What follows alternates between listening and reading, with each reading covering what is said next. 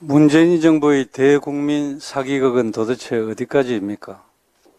서해 공무원 피살 사건 은폐 조작, 월성원전 폐쇄 경제성 조작에 이어 이제는 하다하다 국가통계 조작 의혹까지 가히 문재인 정부는 조작 정부라고 해도 과언이 아닐 것입니다.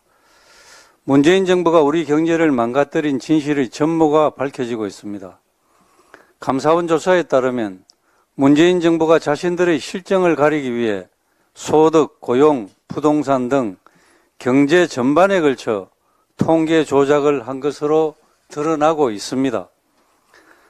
문정부 초대 통계청장이었던 황수경 청장이 자신들의 입맛에 맞지 않는 통계를 가져오자 그를 경질하고 강신욱 청장을 임명하자 그는 좋은 통계를 만드는 것으로 보답하겠다고 포부를 밝혔습니다.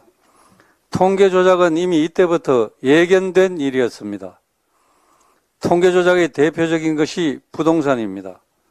문재인 정부가 26분의 부동산 안정화 대책이라며 발표한 정책은 부동산 폭등 정책으로 불렸으며 당시 국민들은 치솟는 부동산 가격에 삶의 의욕조차 이를 정도로 절망했습니다.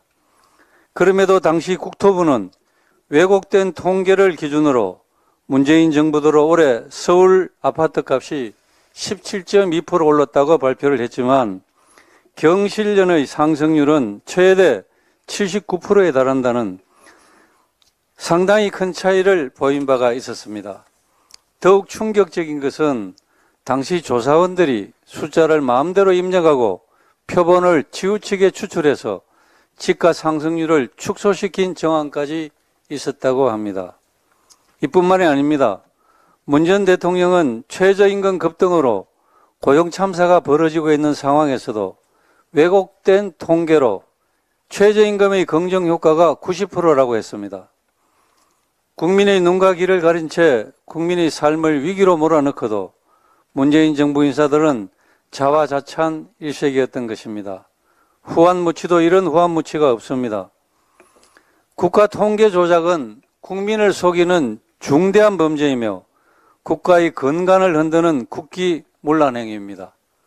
문재인 정권의 부동산 총계 조작에 이어 조작에 의해 서민들은 내 집 마련의 꿈을 잃었고 소주성 효과 조작에 청년들은 일할 기회를 잃었으며 최저임금 효과 조작에 수많은 자영업자들이 문을 닫고 심지어는 스스로 생을 마감하는 비극도 있었습니다. 국민의 삶을 절벽으로 몰아세우고 심지어는 목숨까지 잃게 한 이러한 조작이야말로 국기문란이자 국민의 생명과 권리까지 위협하는 행위가 아니고 무엇이겠습니까? 민주당은 국가 통계마저 조작하여 국민을 기만하고 국가 경제를 파탄낸 망국적 행태에 대해서 국민께 엎드려 사과해야 할 것입니다. 다시는 통계가 정치적 도구가 되지 않도록 이번 감사원 감사를 통해 반드시 통계 조작의 전모를 밝혀내고 엄정한 수사를 통해 관련자 모두를 일벌백계해야 할 것입니다.